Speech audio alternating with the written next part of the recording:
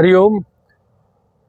आज हमारे साथ पर्यावरण बाबा के नाम से प्रसिद्ध राम बाहुबली दास महाराज जी हैं और हमारी इनसे प्रथम जो मुलाकात है वो उत्तराखंड में टिहरी में जब यात्रा कर रहे थे। जो दूसरा वेव आया था कोरोना के, उसके बाद जब पदयात्रा उत्तराखंड का चल रहा था, उसी समय उत्तर काशी में शमशान क्षेत्र में मिले थे। इसके पश्चात फिर वहां से कंटिन्यू साथ में हम लोगों ने गंगोत्री यमुनोत्री की यात्रा की। फिर हम आगे हिमाचल में और फिर साइकिल से भारत यात्रा पर निकल गए। फिर 2 वर्ष बाद लगभग संयोग से एक व्यक्ति थे जो इनके पास गए थे, जिनके पास संपर्क नंबर था, उनके माध्यम से फिर से इनका संपर्क मिला और फिर से कुछ जगहों पे यात्रा हम लोगों ने साथ में की। श्रीखंड कैलाश की, फिर पिछली महाकुंभ में हम दोनों लोग साथ यहाँ पर रहे।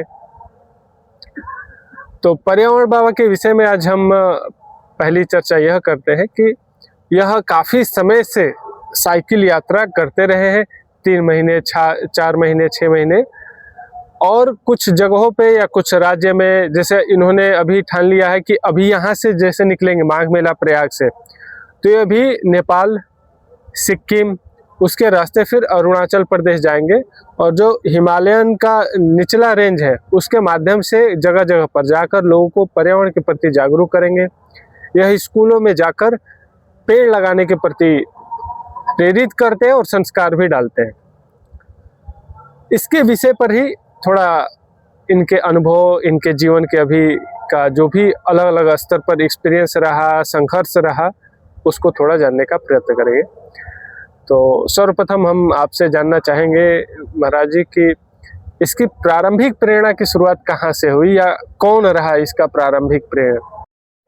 तो ये जो मेरे मन में ऐसा भाव जो है, बहुत अपने पूर्व आश्रम में जब दीक्षांत नहीं हुआ था मैं, उसी समय मैं सोनभद्र क्षेत्र में रहता था और सोनभद्र के जंगलों के विषय में आपको बताऊं, काफी पुराने जंगल और वहाँ पे आपको भित्ति चित्रों के कई ऐसे पुरातात्विक क्षेत्र भी मिलते हैं जो बहुत प्राचीन जंगलों का और पुराने जो हमारे एक तरीके से कह लीजिए हिपोपोटामस टाइम के युग का शुरुआती दौर है, वो सलखन जैसे और कई ऐसे क्षेत्र हैं जो सोनभद्र में है। तो वो बहुत प्राचीन क्षेत्र है, तो वहाँ जंगल भी हैं और आदिवासी अंचल भी है। तो उन क्षेत्रों में ही मेरी थोड़ी सेवा रही, तो मैं वहीं पर लोगों को जागरूक कर रहा था। गांव-गांव में मैंने वृक्ष वितरण किया शुरू में और बताया कि आप लोग जो है पेड़ों की वजह से ही आपकी संस्कृति और आप आदिवासी लोगों का जीवन जो है पेड़ों से जुड़ा हुआ है। तो वहीं से ये शुरुआत रही है और आगे जो है मुझे लगा भारत यात्रा और हिमालय क्षेत्र की यात्रा करके कि जिस तरह का मैंने दिन पर दिन जो अपने अनुभवों में ये देखा कि जंगलों की और नदियों की जो दुर्दशा है भारत के अंदर में, उसके लिए लोगों को थोड़ा सा जगाया जाए और अपना ये जीवन मैंने जो है इसी कार्य में समर्पित कर दिया।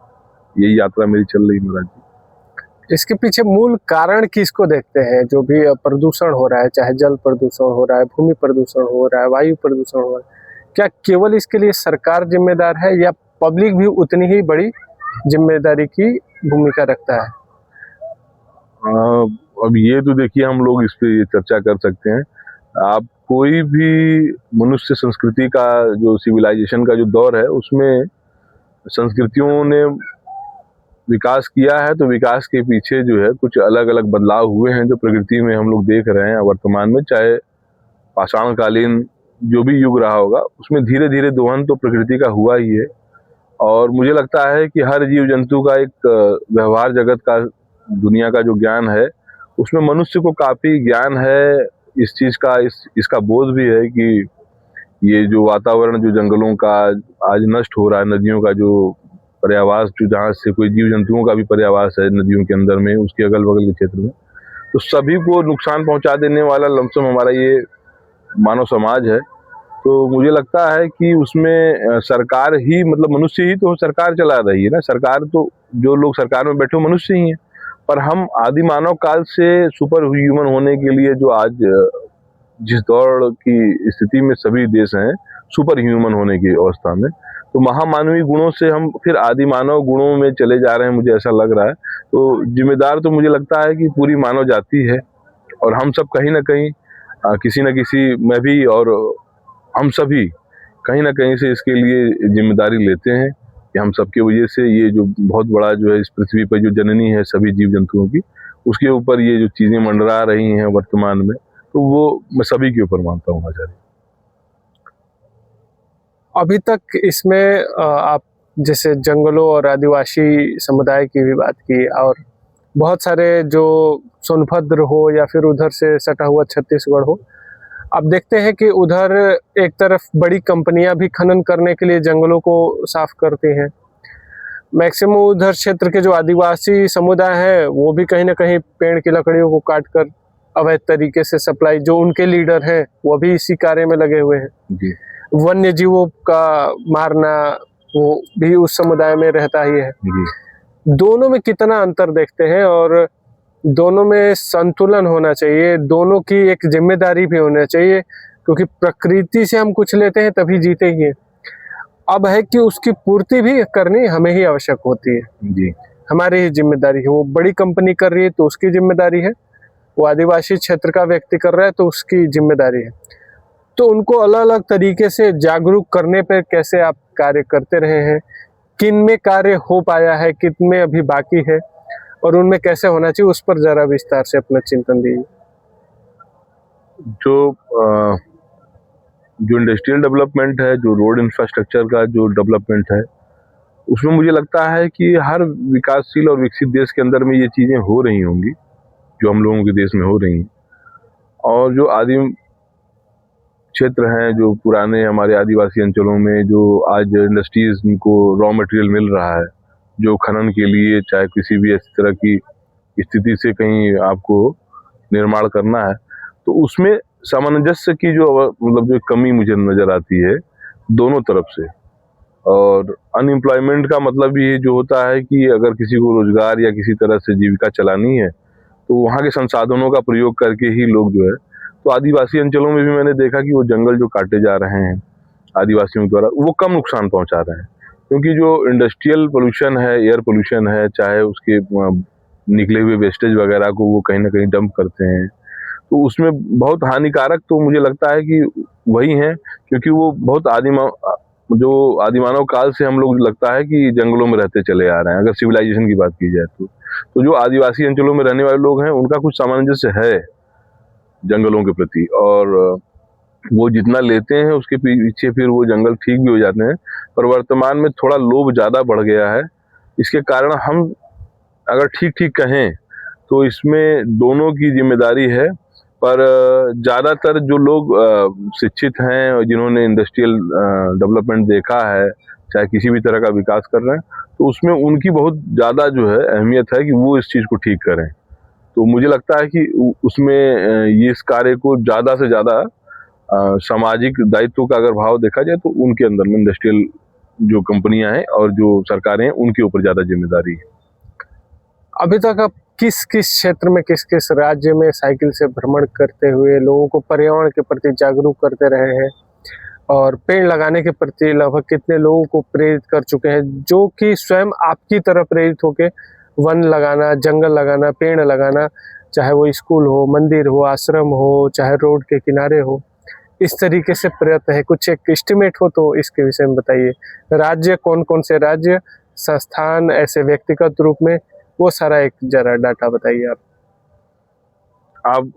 जिन प्रश्नों पे अभी जैसे मुझसे मुखर हैं, तो वो बहुत कुछ ऐसा मेरे पास कहने के लिए है कि मैं उसमें बताऊं कि मैंने ये किया वो किया।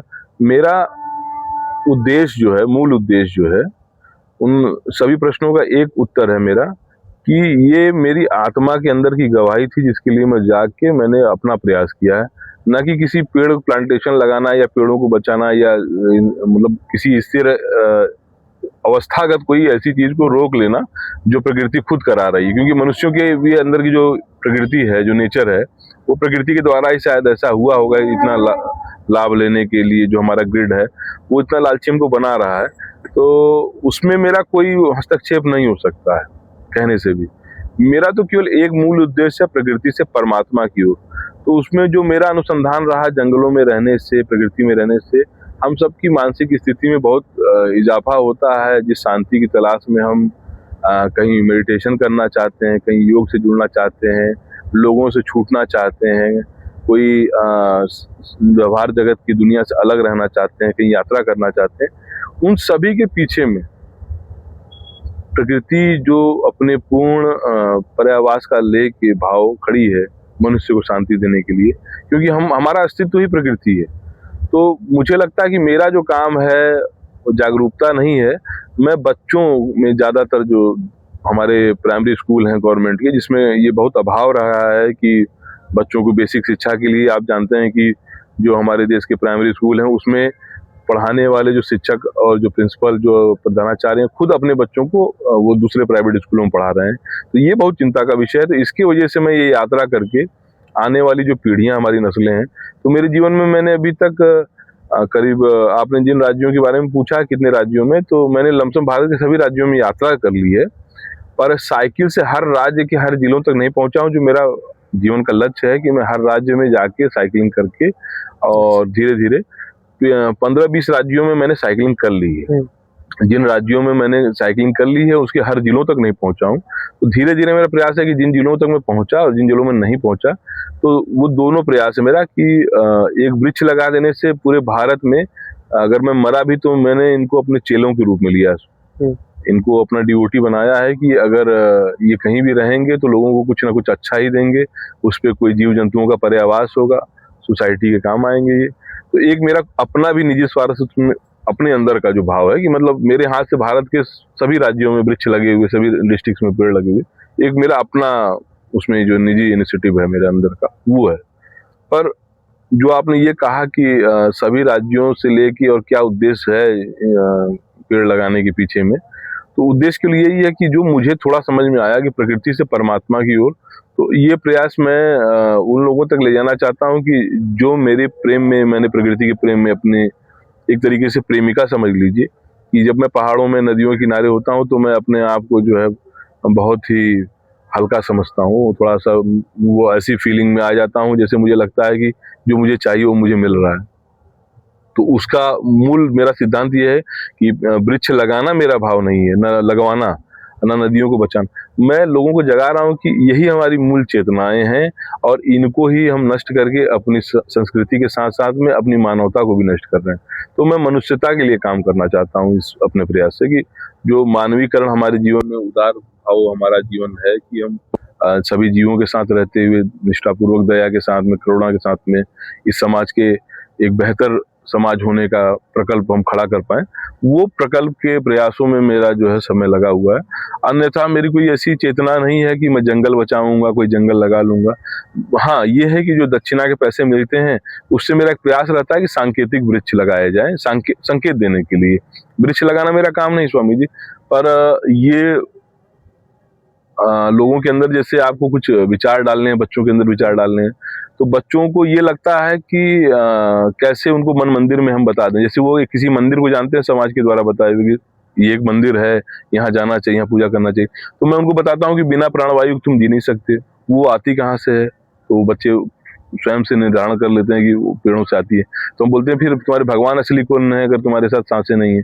तो वो बोलते हैं कि ये है। तो हम वही बताते हैं कि तुम्हारी असली प्रकृति जो है, तुम्हारा जो पेड़ पौधे ही है, प्रत्यक्ष देवता के रूप में आपके सामने हैं, पर आप इनको एवॉइडेट करके, इग्नोरेंसी तुम्हारे अंदर में जो, उसको दरकिनार मत करो, उसको तुम मानो, पहले उसी को मान लो। और कोई किसी तरह का अंधविश्वास या तुम्हारे अंदर में किसी और भाव का जो है स्वभाव प्रकट हो, पहले जो सामने प्रत्यक्ष है उसको जानो। तो मैं इसलिए पेड़ों के प्रति परमात्मा का जो स्वभाव, एक संस्कार पैदा कर रहे हैं जी, पेड़ों के प्रति। और बच्चों को मैं खाने का भी बताता हूँ कि कितनी बार खाना चबा के विद्यार्थी के पंचलक्षणम में जैसे वो तेज तर्राक बच्चे रहें और उनको स्फूर्ति बनी रहे। तो मैं बच्चों के थोड़े थोड़े संस्कारों में विद्यालय में समय लेता हूँ। तो ये भी बताता हूँ कि हाइजीन में, मतलब आप हाथ शुद्ध करके फिर सीधे भोजन में ही हाथ लगाएं। तो वो यूनिसेफ भी बताता है, और हमारे कई ऐसे स्वास्थ्य मंत्रालय से भी सर्कुलर जारी होता है, प्रधानाचार्य भी बताते हैं, अध्यापक भी बताते हैं, घर वाले भी बताते हैं।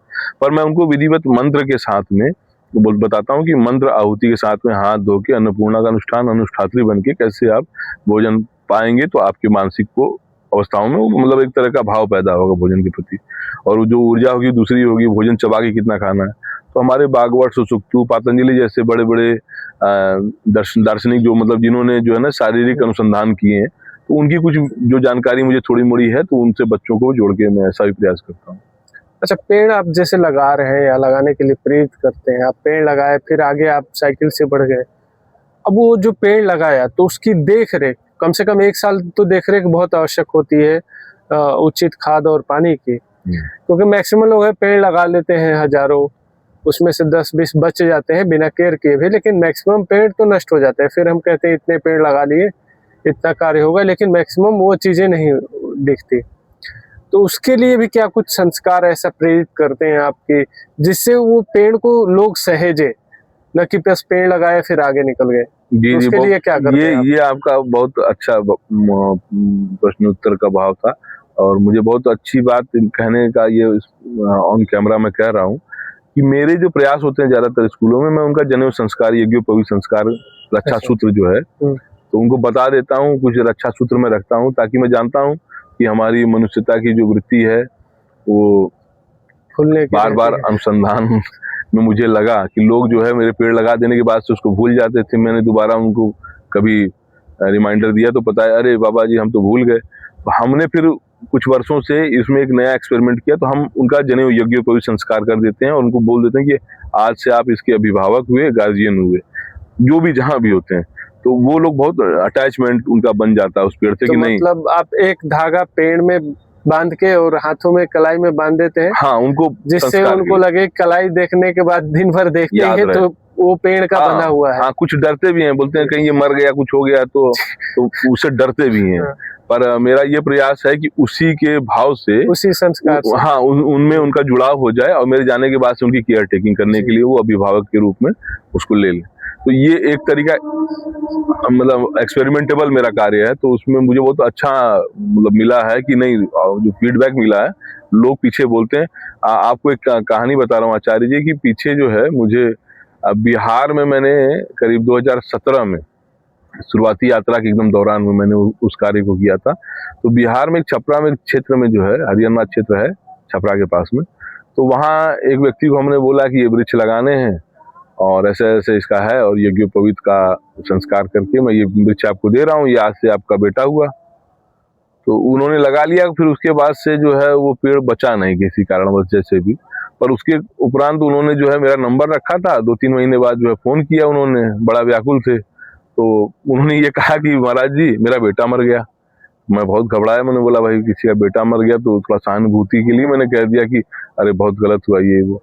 तो बोले फिर महाराज इसको कैसे जीवित किया जाए। तो हमने थोड़ा लगा कि ये प्रश्न तो बड़ा अद्भुत है और मेरी इस तरह की कोई क्षमता नहीं है। तो उन्होंने बोला कि मुझे लगा कि कुछ मानसिक उनकी स्थिति बिगड़ी हुई है। फिर मुझे याद नहीं था कि उनसे हमने वृक्ष लगवाया था, जिसको हमने गार्जियन के रूप में उनको बताया था कि आज से आप इसके पिता हुए। तो उनका अटैचमेंट इतना हो गया था कि उनमें से उस एक पेड़ का जो है मर जाना, वो पीपल का पेड़ था। तो बाद में उन्होंने, फिर मैंने बोला कि कैसे हुआ ये, तो बोले कि, तो वो बात हमें बाद में समझ में आई कि जो है वो अपने बेटे की नहीं, वो अपने बेटे की नहीं, पेड़ की बात कर रहे थे। मैं पहले तो घबरा गया था, फिर बाद में मैंने बोला कि नहीं मैं आऊंगा, दोबारा एक संस्कार करेंगे, लगाएंगे। मैं गया भी, अलग से समय लगा के उनके पास गया कि इतनी भावना। और ऐसे ही स्वामी जी मैं बताऊं कि मैंने एक बार गठबंधन किया उड़ीसा में, सोनपुर के पास में एक व्यक्ति थे, उनका कोई बाल बच्चे नहीं थे, तो उन्होंने बोला कि आप हमें ब्लेसिंग करिए महाराज जी, ये हमारा संतान का भाव जो है वो पूर्ण हो। तो मैंने बोला कि भाई मेरे पास तो कोई ऐसी चमत्कारी चीजें हैं नहीं कि मैं ब्लेसिंग करूं आपको, पर एक सुझाव ये है कि आप बरगद, पीपल, पाकड़ अगर हरशंकरी लगा दें और उनकी उपासना करें, तो हमारी वैदिक परंपरा से इन पेड़ों का बहुत महत्व है। हमारे प्राचीन समय से इनकी पूजा होती है और इनके अंदर सजीव भगवान का वास माना गया है। तो वासुदेव भगवान के रूप में पीपल जी को माना जाता है। तो आप इनकी पूजा अर्चना अगर करेंगे, आराधना करेंगे, तो कुछ ना कुछ तो शायद मुझे लगता है ऐसा कुछ फीडबैक आपको मिलेगा जरूर।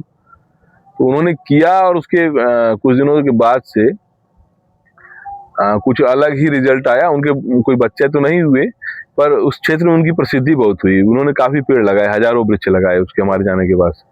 तो उनसे उनका नाम थोड़ा सा उस क्षेत्र में हुआ कि नहीं ये लोगों के लिए, समाज के लिए कर रहे हैं। तो उन्होंने फिर मुझे फोन करके बोला महाराज जी आपने जो है उस बेटे की कमी पूरी करा दी। मेरा बेटा तो नहीं हुआ, पर लोग मुझे जो है बहुत आदर सम्मान से हमारे क्षेत्र के लोग देखते हैं, और ये जो कार्य से आपने जोड़ा, उस कार्य से लोग मुझे बहुत प्रेम करने लगे हैं, और मैं भी लोगों के बीच में काफी जो है प्रेम से जुड़ चुका हूँ। और 4 सालों में 1000 पेड़ के करीब मैंने तैयार किए हैं हिंदुस्तान। तो ऐसे भी कुछ अनुभव रहे, और कई कई तरह के अनुभव हैं। कभी कोई गुजरात से संत ने फोन किया, बोले कि आप कहाँ हैं? हमने बोला कि मैं तो यात्रा में हूँ। तो बोले मेरे क्या इतने पत्ते पेड़ लगा गए आप, पहले मैं अकेले रहता था, अब ये पत्ते और फल गिर रहे हैं, इसके वजह से काफी जीव जंतु परेशान करते हैं, कोई झाड़ू लगाने वाला भी नहीं है पत्ते गिरने के बाद से। तो वो भी 5 साल बाद एक चीकू का जंगल लगाया था, 15, 20, 50 पेड़ों का। तो ऐसी कई ऐसी चीजों से लोगों से जुड़ा मैं, तो मुझे भी बहुत अच्छा लगा कि लोगों ने मुझे ऐसे ऐसे याद रखा। तो ये भी बहुत अच्छा अंदर से मन में आया। कभी उड़ीसा से, कभी रामेश्वरम से फोन आया कि आइए आपके लगाए हुए नारियल के पेड़ में फल लग गया, 3 साल 4 साल हो गया, आप दोबारा कब आएंगे पुनः। तो ये बहुत अच्छा लगा कि उन लोगों ने मुझे याद रखा। तो साधु मार्ग में आने के बाद आपके साथ बहुत सारे लोगों ने, हो सकता है साधु समाज से ही अधिकांशतः मिला होगा, हो सकता है कमेंट के रूप में या सुझाव कह लें, जो भी कह लें, कि साधु हो के ये सब क्या कर रहे हो, साधु का कार्य अलग होता है। ऐसे भी कमेंट आए ही होंगे, उनका सामना भी किया ही होगा। तो इसमें किस किस प्रकार के कमेंट आते रहे, उसको कैसे आपने लिया पॉजिटिव तरीके से? क्योंकि निरंतर आप, ऐसा नहीं कि रुक गए, आप निरंतर अभी भी उसी कार्य में लगे हुए हैं। जी। और यहाँ माघ मेले प्रयाग में भी आपने कुछ लोगों को जंगल तैयार करने के लिए प्रेरणा दी है, जो अपने व्यक्तिगत या फाउंडेशन के द्वारा वह पेड़ लगाने की मुहिम में आपसे और ज्यादा प्रेरित हुए, जिनके अंदर पहले से संस्कार था। तो उस कमेंट को कैसे देखते हुए आप पॉजिटिवली इसमें लगे रहे, और क्या वास्तव में ऐसे कमेंट भी आते हैं खासकर साधु समाज में? क्योंकि आपका काफी समय हो गया साधु समाज में जीते हुए और उसका सामना करते हुए, तो उसको कैसे आप देखते रहे? ये भी प्रश्न आपका बहुत लाजवाब है। अभी तक वर्तमान में जो भी मुझे साधु कह रहे हैं, मैं साधु होने के तो पर्यायवाची कपड़ों से या किसी तिलक से या किसी संप्रदाय से जुड़ा हुआ हूँ, तो एक सिंबॉलिक्स में लोग मान जरूर लेते हैं, पर मैंने कभी अपने आप को माना नहीं कि, क्योंकि सज्जन पुरुषार्थ और सज्जना नाम व्यक्तित्व को ही इस परिभाषा से अगर जोड़ा जाए तो अच्छी बात है।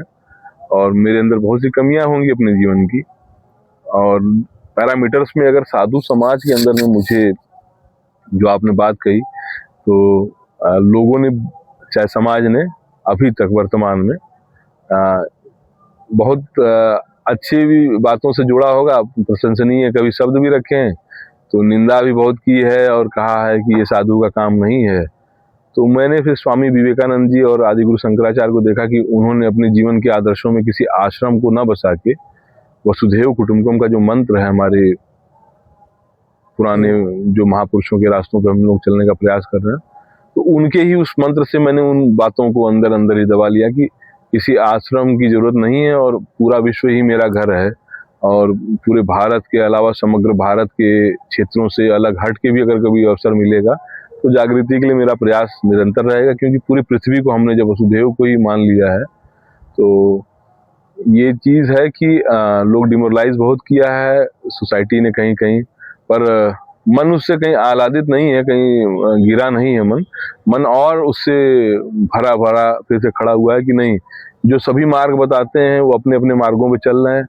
आज वर्तमान के जो साधु हैं उन्होंने एक निश्चित आयाम तय कर लिए हैं, अपने आश्रमों की सुविधाओं में बढ़े हुए अपने भगत जगत।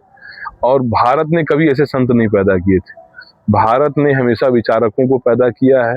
भारत की एक विचार अवस्था को जानने वाले जो विश्व पटल के जो भी जनमानस हैं, उनको ये पता है कि भारत ने दार्शनिकों को पूर्ण रूप से स्वतंत्रता दी है, जो अपने विचारों के साथ में आज जाने जाते हैं भारत के दार्शनिक। तो उसमें एक अपना भी विचार हमारा है। तो शायद मुझे नहीं लगता है कि लोगों के कहने से कि परंपरागत साधु क्या होता है, हम जी रहे हैं जिस विचार से, वही हमारी परंपरा है। ये वृक्ष, ये नदियां जो इस समय वर्तमान में संकट ग्रसित हैं, वो मुझे लगता है कि पूरे मानव समाज का कल्याण करने के लिए साधु अपने अपने अलग तरीकों से जो है समाज को जगाने का प्रयास करते हैं। जागते रहो एक चौकीदारी शब्द में होता है एक शब्द, तो वैसे ही सन्यास में हम समाज से लेते बहुत कुछ हैं, रोटी पानी कपड़ा वस्त्र, ये सब कुछ दान का ही हम जी रहे हैं, परिवाजक हैं।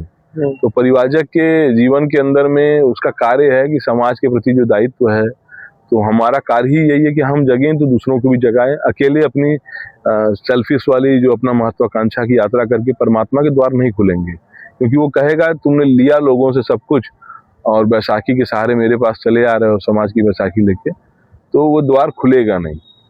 जो स्वामी जी साधु होने का मैं कभी वो नहीं करता हूँ कि साधु बने कि ना बने, मनुष्य बनने का मैं जरूर प्रयास कर रहा हूँ कि मैं भी ह्यूमन सिविलाइजेशन में मनुष्यता की उस स्वभाव उस श्रेणी तक पहुंच पाऊं कि जो इस समाज में मर्यादा पुरुषोत्तम राजा रामचंद्र जी ने अपने पुरुषार्थ से जो डॉक्टरेट की है, वो डॉक्टरेट हर वस्त्र पहने हुए व्यक्ति को करना चाहिए जिसने समाज से अलग एक गणवेश ले लिया है और वो अपने समाज में दर्शा रहा है कि मैं अलग सोचता हूँ, अलग चलता हूँ, अलग रहता हूँ।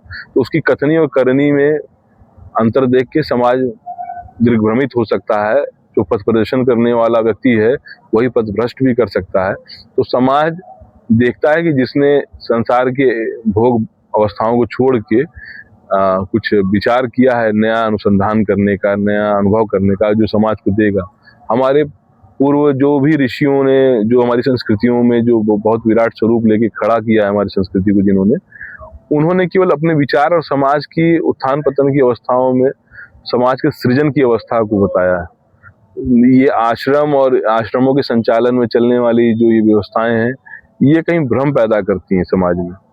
तो वर्तमान में आप देख रहे होंगे साधु का एक्सपेक्टेशन जो है, सोसाइटी बहुत कुछ करती है, उम्मीद बहुत करती है साधु से, और अवस्थागत समाज में स्थिति ये भी है, बहुत भयावह स्थिति है। मैं अपनी यात्रा के दौरान बहुत से ऐसे क्षेत्रों में जाता हूँ तो लोग बोलते हैं आपके पास आश्रम नहीं है, आपके पास जगह नहीं है कि आप घूम रहे हैं, चाहे ऐसे कर रहे हैं, और एक जगह बैठ के कुछ करिए। कुछ ऐसे साधु जो बड़े साधु हैं तो ये भी कहते हैं। और दूसरी बात, कभी कभी रास्ते पर भी कोई शराबी मिल जाते हैं, कोई शहर के बदमाश मिल जाते हैं, और कभी लोग ऐसे ही पूछते हैं, साधुओं के कपड़ों को देख के लोगों ने साधु का कपड़ा पहन के भी ऐसा ऐसा कार्य किया है, तो लोग कहते हैं बाबा आप ये खाएंगे, वो पिएंगे, ये रखा है, बीड़ी है आपके पास, माचिस आपके पास है, चिलम पिएंगे। तो मुझे ये लगता है कि इस देश में इस कपड़े के साथ में भी अच्छा व्यवहार नहीं कर रहा है जो वर्तमान का सन्यास है। बहुत से लोग इस कपड़े का दुरुपयोग भी करते हैं। तो बहुत जगह बहुत कुछ सुनने को मिलता है समाज के द्वारा, और बहुत से अपने अनुभवों को साझा करता, पर मुझे लगता है कि बहुत कुछ न बता के हमें जो प्रकृति से परमात्मा की ओर का जो विषय है हमारा, जो जिस साक्षात्कार के विषय से आपने साक्षात्कार को ऑर्गेनाइज किया है, तो उसमें मैं यही कह रहा हूँ कि मूल चेतना वृक्ष लगाना ये मेरा कार्य ना किसी और का कार्य, प्रकृति स्वयं कर लेगी। पर मनुष्यता कहीं ना कहीं इसके पीछे नष्ट हो रही है। भौतिक जगत में मैं भी मोबाइल चलाता हूँ, संयंत्र हम भी प्रयोग करते हैं, पर यंत्र संयंत्रों का सदुपयोग, क्योंकि किसी भी चीज का उपभोग अगर हम बहुत ज्यादा मानकों पे कर ले, किसी भी चीज का प्रयोग हम बहुत ज्यादा से कर लें तो वो हमारे लिए नुकसानप्रद होगी ही। तो यही आने वाले जो पीढ़ियां हैं उनको समझा के थोड़ा सा अपने भी, क्योंकि मार्ग भी यही है यंत्र संयंत्र का, तो कलपुर्जों का युग है कलयुग, तो उन चीजों से जुड़ते हुए इनमें ज्यादा आसक्ति ना होते हुए मैं भी ये भी प्रयास करता हूँ कि मेरे अंदर भी जो कमियां हैं और जो कुछ थोड़ी मोड़ी कुछ चीजें मैं ढूंढ पाया हूँ वो लोगों को मैं बताता चलूँ। ये मेरे प्रयास का एक हिस्सा है जिसमें समाज मुझे बहुत कुछ कहता भी है। प्रारंभ में महाराज जी ने जहाँ से शुरुआत की, इन्होंने कहा था कि मैं कोई लक्ष्य से पेड़ नहीं लगाता, मैं लक्ष्य से कोई पर्यावरण की शुद्धि, नदियों की शुद्धि पे कार्य नहीं करता। ये कार्य मुझे अच्छा लगता है। मुझे अपनी साधना सेवा के धर्म में किसी को ज्ञान पे अच्छा लगता है, किसी को किसी पर्टिकुलर क्षेत्र पे लग सकता है। इनका है प्रकृति, वन्य जीवों के प्रति लगाव, प्रेम, उनका संरक्षण, नदियों, पेड़ों, जंगलों का, वन्य जीवों का, उनमें इनको अच्छा लगता है। और वह जो प्रेम है, इस प्रकृति के प्रति लगाव, वह दूसरे की ओर प्रेरित भी करते हैं। और वास्तव में मैंने भी देखा है, ऑब्जर्वेशन किया है, जिस भी व्यक्ति के अंदर यदि प्रकृति के प्रति प्रेम नहीं है, उसकी आध्यात्मिक उन्नति कभी नहीं हो सकती। आज मैं कभी सेमिनार और शिविर लेता हूँ तो उसमें मैं जो भी छात्र होते हैं उनके प्रकृति के प्रति लगाव को देखता हूँ, ऑब्जर्व करता हूँ। और जिस भी छात्र के अंदर वास्तव में आध्यात्मिक जिज्ञासा होती है, उसके अंदर कहीं ना कहीं प्रकृति प्रेम बना होता है, क्योंकि इससे आप अलग नहीं है, आप कोई मशीन में नहीं बने, इस प्रकृति ने ही आपको बनाया है। तो इसके प्रति लगाव और प्रेम होना स्वाभाविक है।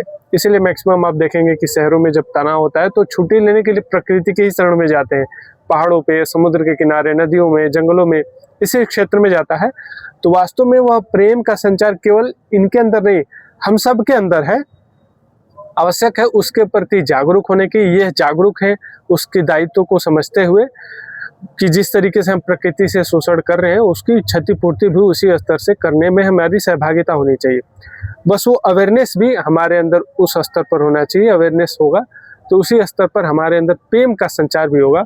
और प्रेम ही प्रकृति से ही नहीं, प्रेम का मूल आधार परमात्मा से है, क्योंकि परमात्मा का जो एक मूल स्वरूप है जिसको हम सभी अनुभव करते हैं, ईश्वर को किसी ने नहीं देखा, लेकिन जिस रूप में हम एक दूसरे से अनुभव करते हैं, जुड़ते हैं, प्रेम, सहयोग और सेवा की भावना में रहते हैं, उसका आधार भी प्रेम ही है। तो इसीलिए प्रेम जो है वो प्रकृति और परमात्मा दोनों के सानिध्य में हमें जोड़ती है। हमारी साधना उपासना में भी जो आधार है वह भी प्रेम का ही होना चाहिए, नहीं तो हमारे जो दर्शन है उसके अध्ययन जो उद्देश्य था वो प्रेम के बजाय फिर अहंकार में न बदल जाए। तो यह सभी चीज़ें प्रेम से जुड़ी हुई है। प्रेम ही आनंद है और आनंद व्यक्तिगत त्याग की भावना से आता है और सामाजिक जो परमार्थ की भावना है उससे ही आता है। और यही आज हमें राम बाहुबली दास महाराज जी से सीखने को मिला। काफ़ी समय से 4-5 वर्षों से 5 वर्षों से हम लोग एक दूसरे से जुड़े हैं। जब कभी समय होता है तो एक जगह मिलना होता है और इनका लगातार पुरुषार्थ पर्यावरण के प्रति है। हमारा जो मुख्य पुरुषार्थ का कार्य है युवा गुरुकुलम के तहत शिक्षा के ऊपर है, हालांकि उसमें एक निसर्ग का विषय भी हमने रखा है। तो इसलिए निसर्ग के ऊपर यह काम कर रहे हैं। तो हम भी अपने गुरुकुलम के माध्यम से चाहेंगे इस प्रकार के प्रकल्प पर इनके माध्यम से जुड़कर इनके जो अनुभव हमने लिए कि लोग पेड़ तो लगाते हैं लेकिन फिर उसकी सेवा नहीं करते, तो इन्होंने कितनी अच्छी एक तकनीक बनाई कि उससे संस्कार बांध दिया, उसको भी धागा बांध दिया, व्यक्ति के हाथ की कलाई में बांध दिया, एक संस्कार कर दिया, जनेऊ संस्कार, रक्षा संस्कार, जिससे व्यक्ति उस पौधे के प्रति समर्पित रहे, उसकी सुरक्षा और उसके जल खाद की देखभाल कर सके। तो ऐसी छोटी छोटी चीज़ें जब हम कार्य करते हैं उसमें जो कठिनाई आती है तो वह केवल थ्योरी से नहीं आती है, केवल विचार से नहीं आती, वह जो व्यक्तिगत ग्राउंड पर ऐसे लोग काम कर रहे होते हैं उनके अनुभव से ही मिलती है। तो ऐसे ही हम आपके अनुभव से और भी काफ़ी चीज़ें सीखते हुए, चूँकि यह प्रकृति का कार्य थ्योरेटिकल नहीं है, ज़मीन पर है, यह प्रैक्टिकल चीज़ है, तो उस पर ही हम ज़्यादा फोकस करेंगे।